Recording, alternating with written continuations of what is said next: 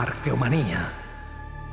Me encuentro ante un menhir muy especial, tanto que luce en solitario en una sala solo dedicada para él en el Museo de Laconie. ¿Y por qué?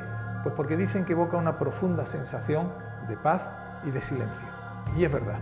Y eso me llama mucho la atención del arte megalítico, como una forma muy simple, como con tan poco se puede decir tanto, como una simple piedra tallada rudimentariamente hace miles de años, aún hoy en día nos conmueve. A imagen y semejanza, estelas. La humanidad se ha representado a sí misma desde el Paleolítico. El interior de las grandes cavernas guarda verdaderas colecciones plásticas. La imagen humana ha evolucionado respondiendo a los distintos códigos culturales. Se ha fijado sobre soportes variados, algunos de ellos móviles. La plasmación de la imagen humana sobre paredes tiene casos tan destacados como el camarín de las vulvas de la cueva de Tito Bustillo o el hombre bisonte de la cueva del Castillo. Menos conocida sea tal vez esta representación paleolítica de la cueva de Ardales que muestra un contorno de mujer. Las tallas, como la Venus de Willendorf o la gran escultura de madera de Sigir, trasladan la representación humana a la escultura. La escultura tiene, desde la noche de los tiempos, soportes diferentes y estilos que nos dejan ante un panorama artístico de extraordinaria riqueza. Hace tan solo unos meses tuvimos la ocasión de ver in situ algunas de las muestras de representación humana más antiguas que se conservan. Hasta ahora se conocían figuritas, representaciones humanas en barro cocido o en hueso o en piedra labrada, pero no en sílex, que normalmente es una materia que se emplea para fabricar herramientas. Sabemos que tienen un sentido funerario. Estas zonas de cementerio son lugares donde la gente no solo enterraba, sino que también realizaba rituales en los que extraía el cráneo y diferentes restos, así que probablemente estas figuritas formaban parte de estos rituales de recuerdo de los antepasados. Y este es un carácter muy típico del Neolítico. Primitiva Bueno y Rodrigo de Balbín llevan investigando la representación de la figura humana en la prehistoria desde hace muchos años. Con ellos hemos tenido la oportunidad de visitar yacimientos como Tito Bustillo, el Dolmen de Soto, la Cueva de los Casares o Villavela de Rodao en el Tajo. Son una autoridad mundial y han descubierto cosas increíbles a lo largo de los últimos años. Han recuperado el aspecto original de algunas piedras del Neolítico y la Edad del Cobre, como los pilares del Tolos de Montelirio. ¿Cuándo de verdad empezamos a representarnos y a darle un valor especial a esa representación? Yo creo que desde siempre. Lo que pasa es que ha tenido diversas intensidades o diversa abundancia. En el Paleolítico se representa la figura humana, sobre todo la femenina, pero también la masculina, aunque en poco número en general y con una condición un poco diferente a lo que se ve después. A partir del final del Paleolítico, la diferencia fundamental es que comienza a haber mucha más representación humana. El megalitismo es un momento muy importante, ahí aparecen los menhires. ¿Podríamos decir que algunos cumplían esa función de representación de figura humana? Sin duda ninguna, porque por otra parte, la misma forma es la indicativa de la condición humana. A veces están decorados y a veces no. Cuando reúne una decoración más o menos abundante, muchas veces representan lo mismo que se representa en cuevas y en abrigos. Con lo cual el menhir es algo mucho más complejo de lo que creíamos. Exacto. Y que de alguna forma estos pequeños tienen continuación, por decirlo así, en esto que se llaman estatuas menhir o estas preestelas. Eso de hablar de menhir, de estela menhir y de estela como elementos independientes es profundamente incorrecto. Es decir, todo ello son representaciones humanas y se reconocen sobre todo por la forma del objeto. No exactamente por lo que contienen, que también, pero sobre todo por la forma. Y esa forma más o menos alargada y un poco circular por la parte superior, etcétera, es lo que da una imagen humana. El descubrimiento del yacimiento de Göbekli Tepe, en el sudoeste de la actual Turquía, ha supuesto una verdadera revolución en los estudios de prehistoria. Que un conjunto arquitectónico y escultórico esté datado hace 12.000 años, cuando las comunidades humanas eran todavía nómadas en su mayor parte, complica el escenario. ya no se pueden solapar sin discusión la neolitización y el nacimiento de la arquitectura. Los grandes pilares de Göbekli Tepe incluyen la representación de la figura humana. Los brazos asoman por los laterales de algunas de las grandes piedras en forma de T, humanizándolas. El imaginario que se ve ahí incluye tanto zoomorfos como elementos antropomorfos y signos, pues un poco como tenemos todo el recorrido a lo largo del Paleolítico, solo que muy bien fijado en piedra con una tecnología espectacular. Nos va a permitir reflexionar sobre muchísimas de las cuestiones de cronología, tecnología, etcétera, que nosotros miramos o valoramos para el resto de Europa, ¿no? Algunos autores defienden que las personas se han representado, en ocasiones, como animales. En ese caso, el rastreo se complica en el arte rupestre y en el arte mueble. La visita al Museo de Salinurfa nos deja ante una colección escultórica de primera magnitud. Y no solo se trata de animales. El hombre de Urfa, esculpido hace 10.000 años, habla por sí solo. Göbekli Tepe y toda la región tienen mucho que aportar al libro de la representación humana. Turquía entera es un gran yacimiento para seguir la pista a este periodo de las artes. En Ankara, en su museo arqueológico, pueden verse algunas de las diosas más antiguas que se conservan. El repertorio de Satal Oyuk parece visualmente moderno. Hemos visto los orígenes de la representación humana durante el primer neolítico en Oriente. Pero ¿cómo se comportaron las poblaciones del occidente mediterráneo? Podríamos afirmar que las grandes piedras se convierten en personajes, en representaciones humanas que podían tener diferentes utilidades. Una piedra hincada, un menhir, puede ser una representación humana, por el propio contorno, lo que supondría una especie de abstracción, y por mostrar grabados y talla de armas o ropajes en su envés. Esta idea de que las piedras son cuerpos humanos, que hace muchísimo tiempo en las primeras notas que los eruditos locales decían de los alineamientos de Karnak, bueno, ahora cada vez tenemos más datos. ¿Por qué? Porque tenemos más precisión en el estudio del trabajo de las piedras. Sabemos que muchas de ellas estaban pintadas con caras, es decir, con elementos claramente antropomorfos y digamos, a mí no me cabe ninguna duda en ese sentido.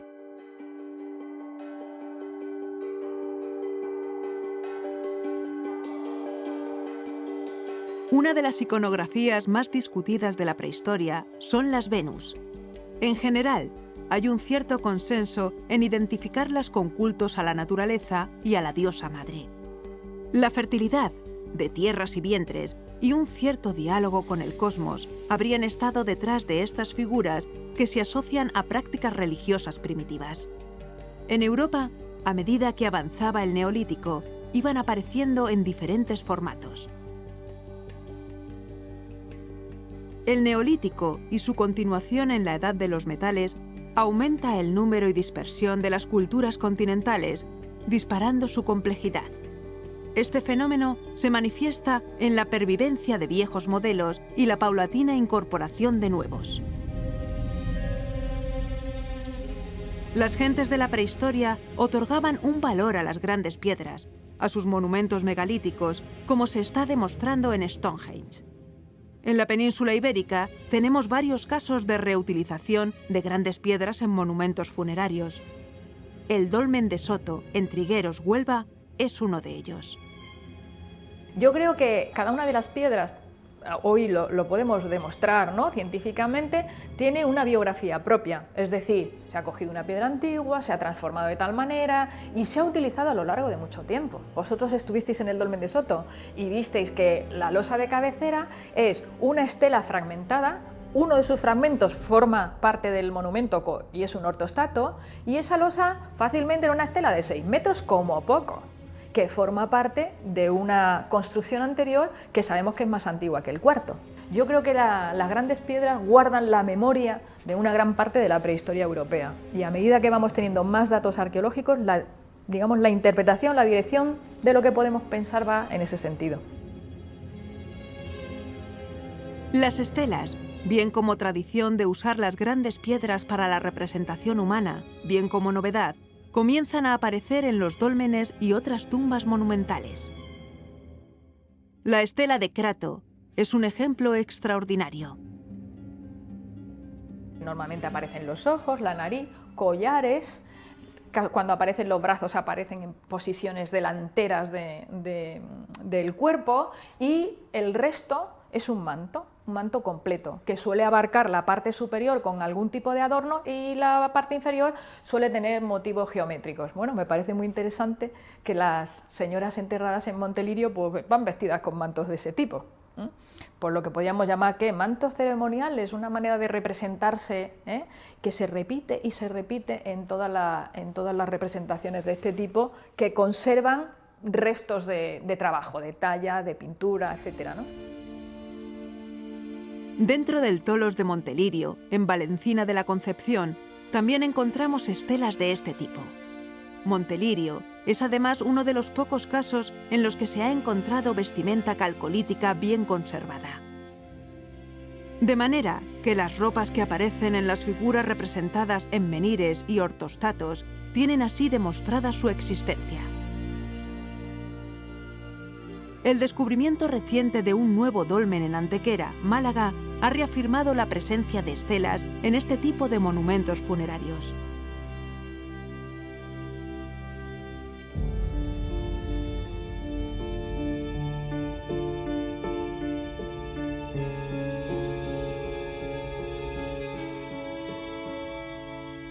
La evolución en la representación de la imagen humana tiene en el Calcolítico uno de sus periodos más fructíferos. La exposición itinerante Ídolos inició su camino en Alicante para desplazarse posteriormente a Alcalá de Henares y Lisboa. Ídolos es un detallado viaje a las diferentes formas de representación humana, especialmente durante el Calcolítico, y una aproximación a sus contextos culturales e ideológicos. Los llamados ídolos oculados, que comienzan su andadura en el arte rupestre, como se puede comprobar en varios abrigos rocosos en la península, son la iconografía más repetida, probablemente durante todo este extenso periodo. Estos ídolos se han relacionado con el sol, y sus soportes van desde láminas de oro en Valencina de la Concepción hasta cilindros de piedra. La variada forma de los ojos, la hechura de cilindro o de espátula y otro sinfín de detalles ayudan a los investigadores a clasificar a los ídolos por su antigüedad y procedencia.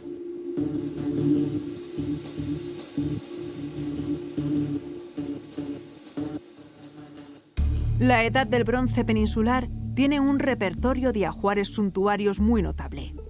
Un repertorio que, entre otras cosas, divide las opiniones sobre los roles sociales. Es un fenómeno que ya se ha comenzado a observar en épocas anteriores. La panoplia del guerrero feroz, la espada, el escudo, la lanza, y de repente algunos elementos que inspiran ternura, estética, el peine, el espejo. Lo que nosotros estamos viendo en esas piezas son la imagen que se quería proyectar. Y verdaderamente, siendo sinceros, no sabemos qué gente, qué personas, qué géneros habían enterrado dentro de esas tumbas, ¿no? Por ejemplo, algunas estelas, tú las ves en las necrópolis y aparecen unas piezas mayores y otras piezas menores. Todos los investigadores estamos convencidos de que están representando hombres, mujeres y niños.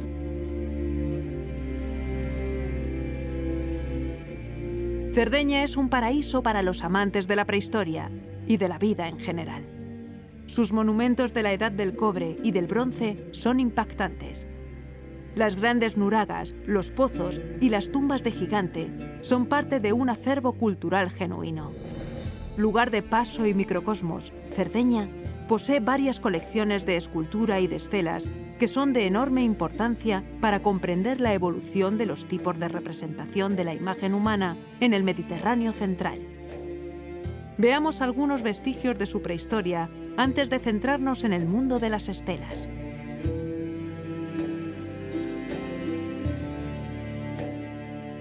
Existen lugares verdaderamente evocadores, como Estercili, donde el agua y los antiguos cultos insulares son todavía recuerdo mantenido entre brumas.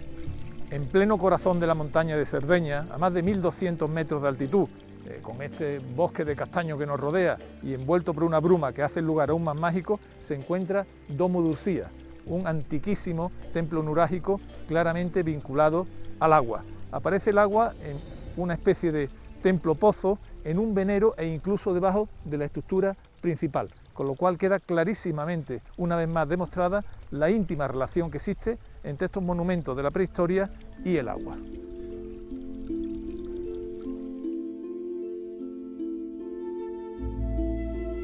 En la media montaña de la zona central de la isla, visitamos un museo temático que nos va a servir para despejar algunas incógnitas del mundo de las estelas. Tenía muchas ganas de conocer el Museo de los Menhires, de las estelas. Importante, y me he encontrado la sorpresa de este edificio. Pues sí, según parece es un edificio de una familia aristocrática de origen español, los Aymeric, que alberga una magnífica colección de estatuas menhir y estelas del tercer y del segundo milenio. Entramos y lo primero que vemos es un menhir. ¿Se puede considerar estatuaria prehistórica? Sí, sin duda los menhires, las piedras levantadas en una fase avanzada del Neolítico, están en la base, en el origen de lo que es toda la estatuaria de la prehistoria reciente. Mira, que después puede tener prolongación en estas estelas. Sí, aquí tenemos un repertorio de todo lo que hay en este museo. Son estelas calcolíticas, ¿no?, en este caso. Y de la edad del bronce. Leo, estoy delante de esta estela y tengo dos sensaciones, ¿no? Por una parte me parece bellísima, pero por otra parte también intimidante. ¿Cómo describirías tú la estela? Bueno, estamos ante un bloque pétreo de gran porte que está en parte en su estado natural, pero en parte ha sido también regularizado. Es decir, está muy claro que la cara frontal ha sido tallada y labrada para tener una superficie plana sobre la que se han labrado luego en relieve una serie de motivos que además en esta serie de estelas de aquí de Laconi están bastante estandarizados, es decir, se repiten en todas las estelas los mismos motivos. Y buscan como una capucha, ¿no? Buscan arriba como una forma humana, ¿no? Sí, la forma es ligeramente antropomorfa, de una manera muy sutil. Vemos los motivos de cejas o, digamos, arcos superciliares y nariz que vemos en mucha iconografía en la prehistoria reciente de la península ibérica también.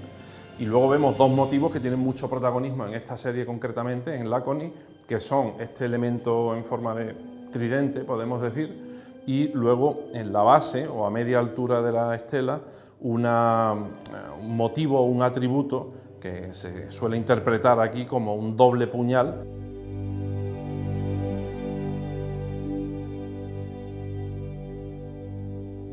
Vaya sala, vaya conjunto de estelas. Magnífico. Y veo que se vuelven a repetir los mismos motivos. Se trata de motivos que no tienen una correlación directa con el registro arqueológico, es decir, o sea, que no aparece nada. No se han encontrado objetos con esta morfología en tumbas ni en yacimientos de esta época. ¿En la península ibérica también en las estelas se repiten los motivos?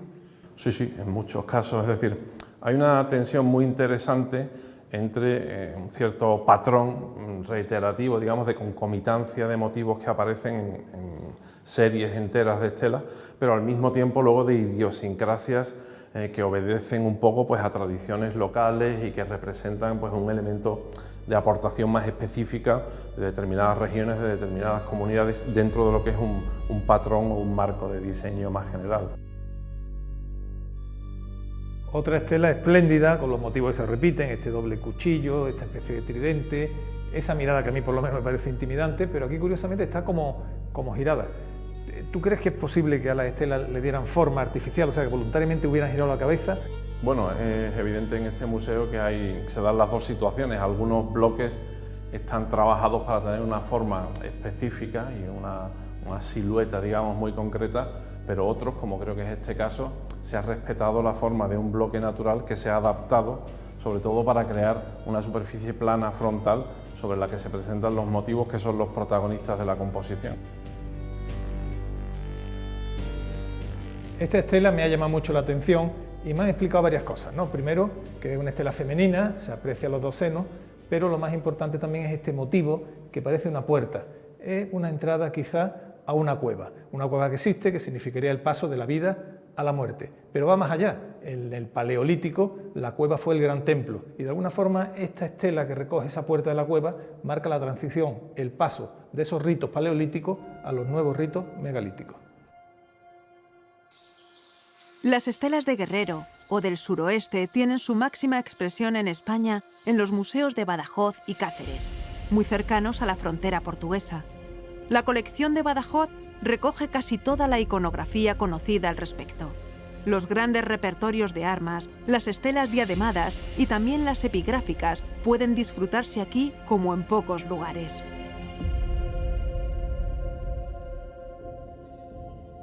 En el Museo Arqueológico de Cáceres se expone una colección de estelas de Guerrero y otra de estelas diademadas que resultan claves para conocer su significado en los modos de representación de la figura humana. Esta colección para mí tiene mucha escenografía. Primero, por los motivos, son panoplias de Guerrero, son del bronce final, por tanto entre el 1000 y el 750 a.C., y los motivos se repiten. Armas y estos escudos tan característicos, con esa doble escotadura. ¿Qué significa? ¿Para qué se usaron estas estelas? Suponemos que eran estelas asociadas a contextos funerarios. Digo suponemos porque las poquitas referencias que tenemos sobre su posición las reducen, las colocan en ese ámbito del mundo funerario. Muchas figuras de finalidad funeraria en momentos determinados, por ejemplo en los monumentos megalíticos, pasaron a tener otros papeles y pudieron haber ejercido papeles, por ejemplo, de visibilidad de los propios monumentos en las zonas superiores, como estas figuras en su momento, es decir, que fueran también una referencia visible del lugar donde había una tumba.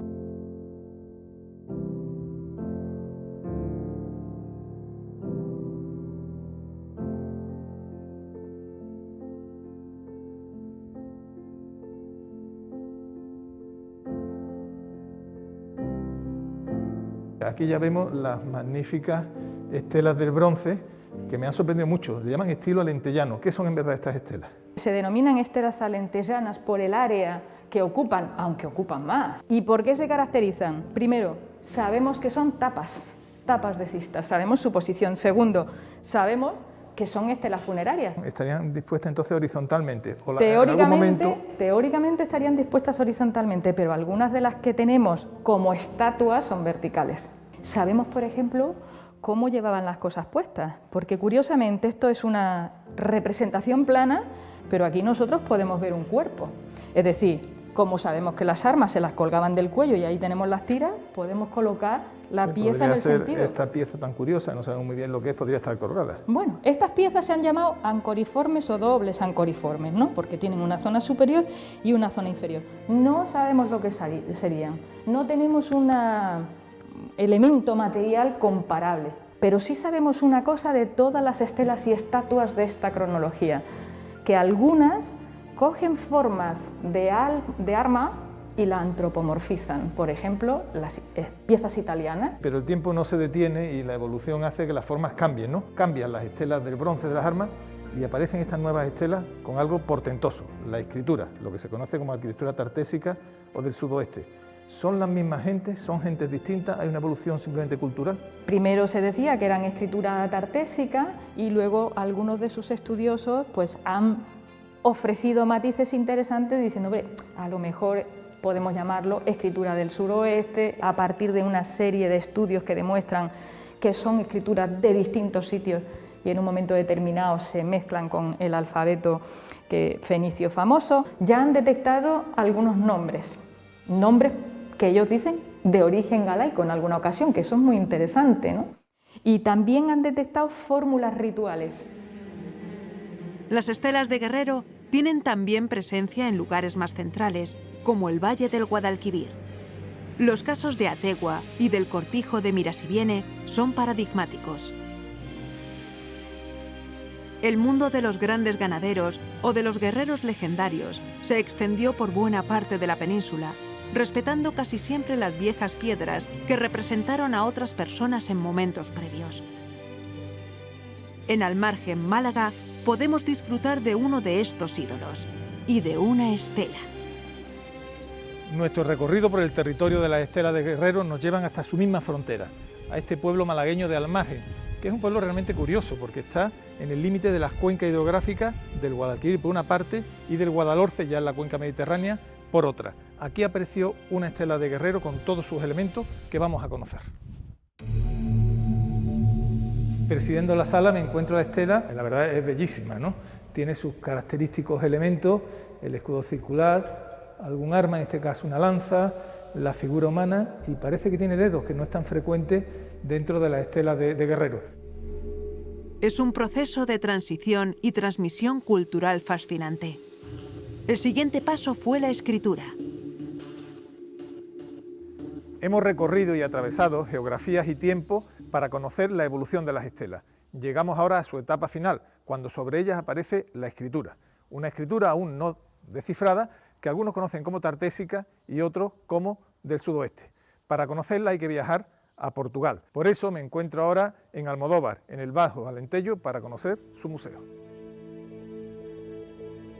La cantidad y calidad de la escritura plasmada en las estelas del Museo de Almodóvar nos sirve para calibrar la extensión y la importancia que la lengua escrita tuvo en el mundo del suroeste peninsular durante el primer milenio antes de Cristo. El debate está en el origen indígena, fenicio o mixto de esta lengua, que también pudiera ser tartésica. Tampoco es desdeñable que algunas estelas presenten decoración escrita y figurada. Qué bonita es esta estela de Guerrero que me encuentro en el Museo de Almodóvar. La figura central, estas dos líneas de escritura, y cuando uno la observa la pregunta es inevitable. ¿Qué nos quisieron decir nuestros antepasados tartesios? Estoy deseando que un investigador logre encontrar la piedra de Rosetta que le permita traducir esa escritura a día de hoy tan misteriosa. En el Museo de Cáceres, dentro de la zona dedicada al pueblo vetón, hay una pieza directamente emparentada con las escrituras del sudoeste peninsular, por extraño que pueda parecer. Cuéntanos un poco qué podemos encontrar en ella y cuáles son sus características. Posiblemente fuera un recipiente cerámico que una vez roto se reutilizó y para no desechar el fragmento después de la cocción se grabó, posiblemente con un buril o con un punzón, un alfabeto en las dos caras. Por lo que sabemos, aunque fue descubierta en un castro betón del siglo IV a.C., parece que la escritura no tiene nada que ver con los betones, sin embargo parece que es una escritura meridional. Por las similitudes que tienen con el signario de Espanca, parece que podría ser un alfabeto. Y parece que sea un ensayo de escritura o alguien que está enseñando a otra persona cómo escribir porque repite los mismos signos que están en el signario de Espanca. La escritura y la plástica han convivido desde hace 6.000 años. En Egipto, en Oriente, en el mundo del suroeste o en el Íbero. La costumbre de tallar letras en la piedra no se perdió. En lugares como Arsameya, Delfos o Atusa podemos ver magníficos ejemplos. Las estelas también siguieron encarnando la religiosidad o las ideas humanas, al menos, hasta el medievo. La evolución de la representación humana es la historia misma de la humanidad. Hoy nos hemos asomado a ella, siquiera un poco.